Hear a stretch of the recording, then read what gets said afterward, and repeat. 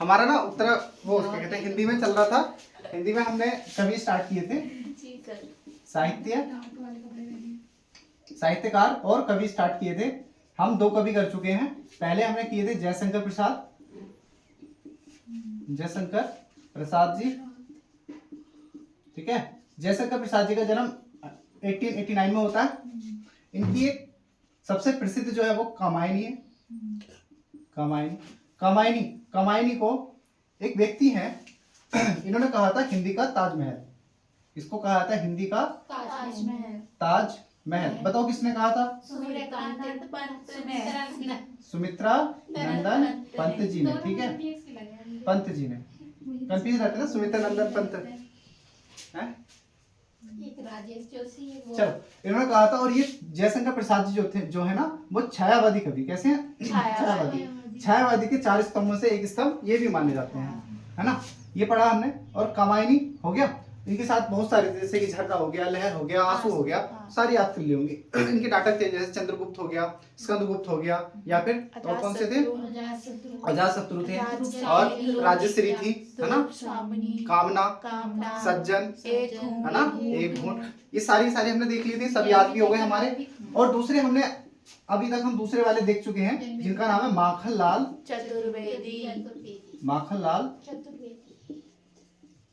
चतुर्वेदी जी। ठीक है, इनका देखा था। और इनका भी जन्म कब हुआ? 1889 में। अब इनकी सबसे जो प्रसिद्ध है वो है हिम तरंगिणी। अच्छा देखो, हिम क्रीटनी भी है इनकी, है ना। गलत हो गया था हमसे एक पिछली बार। हिम क्रीटनी ऐसा कुछ लिखा जाता है ना। ये जो है ना, इसको 1943 में, इसको 1955। ठीक है, अवार्ड मिला था। इसको जो मिला ना, इसको साहित्य अकादमी पुरस्कार मिला था हिम तरंगिणी को। और जो हिम क्रीटनी है, इसको कौन सा पुरस्कार मिला है? मंगल देव पुरस्कार मिला ना। ठीक है, इसको देव पुरस्कार। चलो बाकी देख लेना, कर लेना उसको। लेकिन मैंने इसको ना 1943 लिख दिया था। इसको पुरस्कार मिला 1955 में, है ना। ये हुआ था साहित्य। इसको तो साहित्य अकादमी पुरस्कार मिला है 1955 में। इनको एक पुरस्कार मिला था पद्म भूषण मिला था, जो इन्होंने क्या कर दिया था? लुटा दिया था। हिंदी को राजभाषा ना बनाने के विरोध में इन्होंने अपना पुरस्कार लुटा दिया सरकार को ना। ये था। चलो, अब भाई ये पद्म भूषण मिला कब था ये बताओ? 1963 में। ये चीजें याद होनी चाहिए सबको। इन्हें भारतीय आत्मा भी कहते हैं। हाँ, इनको भारतीय आत्मा कहते हैं। इनको क्या कहते हैं? एक भारतीय आत्मा। इस तरह से देखो, हमने जल्दी में रिवीजन कर लिया इनका। ठीक है, इनका रिवीजन कर लिया। इनका क्या था ना, इनका देखो ऐसे याद कर लेंगे। हमने याद करा था ना, इनको क्या आ जाता है? ज्वार आ जाता है ना, ज्वार। और ये कहाँ चले जाते हैं? पहाड़ की अभिलाषा, है ना, कोकिला, कैदी, ऐसी करके इनकी कविता है। बाकी तुम पिछला वीडियो देख लोगे, उसमें सब आ जाएगा, सब हमने लिख रखा है। आज हम तीसरे पढ़ेंगे, सूर्यकांत त्रिपाठी जी। ठीक है, सूर्यकांत पढ़े? कौन सा पढ़े? सूर्यकांत त्रिपाठी जी को हम क्या कहते हैं? सूर्यकांत त्रिपाठी जी को निराला कहते हैं। क्या कहते हैं? निराला। ये बड़े निराले थे ना, निराला जी। और ये भी क्या है? छायावाद के कवि माने जाते हैं। इनको भी छायावाद का स्तंभ माना जाता है ना। इनका जन्म 1869 में हुआ था, 1896 में या 1893 में, ऐसा कुछ डेट आती है, 99 सॉरी, 1896 या 1899 इनकी डेट आती है जन्म की। और इनका जन्म जो हुआ था वो कहाँ हुआ? मेदिनीपुर पश्चिम बंगाल में। लेकिन मूल रूप से कहाँ के थे? उन्नाव उत्तर प्रदेश के। कहाँ के थे? उन्नाव उत्तर प्रदेश के। इनका रियल नाम क्या था? सूरज कुमार। क्या था? सूरज कुमार। इनकी माता जी जो थी ना, वो सूरज की बड़ी उपासक थी, सूर्य देव की उपासना करती थी ना, पूजा करती थी। इसने अपने बेटे का नाम क्या रखा? सूरज कुमार। ठीक है, सूरज कुमार। ठीक है, इनके उपनाम भी लिखेंगे। अब देखो, अब लिखेंगे आप। तीसरे हैं हमारे सूर्यकांत, ठीक है, त्रिपाठी जी, है ना। इनको बोलते हैं निराला। ये कैसे कवि हैं? छायावादी।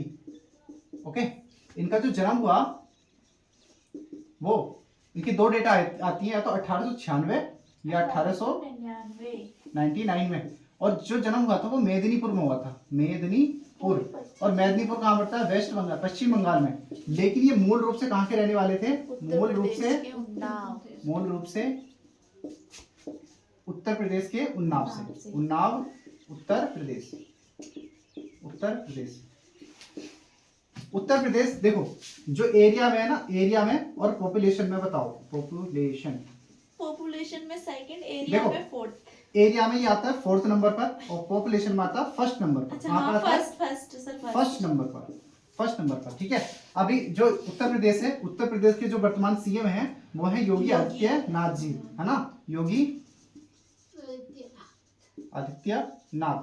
ठीक है। नाथ संप्रदाय से संबंधित हैं ये, है ना? यूपी से। और देखो यूपी में एक जगह पड़ती है बनारस, वाराणसी या बनारस। ठीक है, बनारस या वाराणसी। यहाँ के जो सांसद हैं, वो कहाँ से हैं? वो कौन है? हमारे वर्तमान प्रधानमंत्री श्री नरेंद्र मोदी, है ना? कौन है? मोदी जी, है ना? सब जानते हैं मोदी जी को। दूसरा जो योगी जी हैं वो अभी क्या है? विधायक है। क्या है? विधायक। और विधायक कहाँ से है? वो गोरखपुर सीट से। कहाँ से? गोरखपुर सीट से है ये। ठीक है, लड़े हैं। और गोरखपुर के ही ये क्या थे? पीठासीन थे, है ना? वहां के मंदिर में क्या थे? ये महंत थे, महंत, है ना? लेकिन जो योगी जी हैं वो मूल रूप से कहाँ के हैं? उत्तराखंड के। इनका मूल नाम क्या है? अजय बिष्ट। क्या है? अजय बिष्ट इनका मूल नाम है ना? चलो अभी हमने ये एक्स्ट्रा देखा, ये हमारा इससे कोई लेना देना नहीं है। चलो देखो नेक्स्ट, अब इनके हम लिखेंगे नाम। किसके? इनके उपनाम। क्या है? उपनाम के साथ साथ हम देखते हैं इनका वास्तविक नाम। क्या है? वास्तविक नाम। इनका जो वास्तविक नाम है वो क्या मिलता है? सूरज कुमार। क्या मिलता है? सूरज कुमार। चल अब इनके उपनाम देखो। इनको महाप्राण बोलते हैं। क्या बोलते हैं? महाप्राण बोलते हैं ना? प्राण, महाप्राण। चल और क्या मिलते हैं इनके उपनाम? निराला भी बोलते हैं। मुक्तक छंद के प्रवर्तक। ये एक्स्ट्रा जो छंद जोड़ा था इन्होंने जोड़ा था, लेकिन हम छंद पढ़ेंगे नहीं, हमारे सिलेबस में नहीं है। उत्तराखंड का जो सिलेबस है, यूके एसएससी का जो सिलेबस दे रखा है ग्रुप सी का, उसमें सिलेबस में छंद नहीं है। ठीक है, तो इनका रियल नाम क्या है? सूरज कुमार। और इनको क्या कहते हैं उपनाम में? महाप्राण। ठीक है, इनको छायावाद का क्या कहते हैं? महेश। क्या कहते हैं? छायावाद का क्या कहते हैं इनको? महेश। ये छायावाद के क्या है? महेश है। और इनको जो सूरज कुमार है, सूरज कुमार से सूर्यकांत नाम कब पड़ा? सूरज कुमार से सूर्यकांत नाम कब पड़ा इनका? सूरज कुमार से सूर्यकांत नाम पड़ा। सूर्यकांत नाम कब पड़ा बताओ? 1917 या 18 में इनका नाम पड़ा था सूरज कुमार से। ठीक है, अब इसको महाप्राण किसने कहा था? महाप्राण? गंगा प्रसाद पांडे जी ने महाप्राण कहा था। गंगा प्रसाद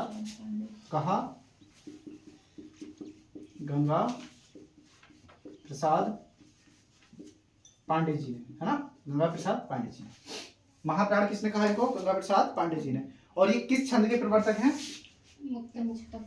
मुक्तक छंद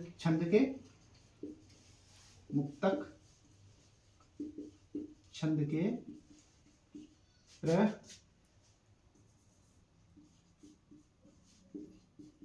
प्रवर्तक कौन है? सूर्यकांत त्रिपाठी जी निराला। बस इतना याद करना है। सूर्यकांत त्रिपाठी जी को क्या कहा जाता है? निराला। सूर्यकांत त्रिपाठी कैसे कवि हैं? छायावाद के कवि। सूर्यकांत त्रिपाठी जी का जन्म कहाँ पर हुआ? मेदिनीपुर, पश्चिम बंगाल। इनका मूल निवास क्या था? उन्नाव, उत्तर प्रदेश। इनका उपनाम देखते हैं। इनका रियल नाम क्या था? सूरज कुमार। सूरज कुमार से सूर्यकांत कब बने? 1917 या 18 में। इनका उपनाम महाप्राण किसने कहा? गंगा प्रसाद पांडे जी ने।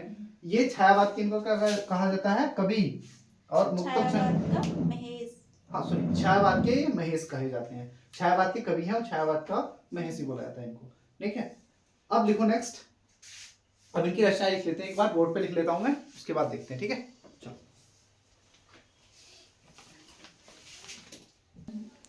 तो ये लिख लिया मैंने।